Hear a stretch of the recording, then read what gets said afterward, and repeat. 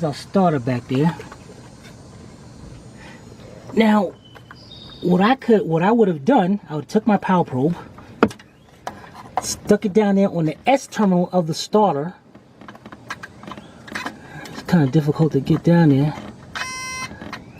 All right, and I know it's connected now, and I would have hit the positive side. You know, I want battery voltage plus.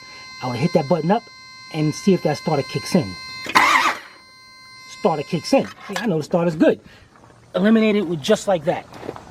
So now, right off the top, I know our problem is somewhere between the ignition switch down to the starter, whether it's a neutral safety switch, starter relay. We're going to look up the location if it has one, besides the one on the starter.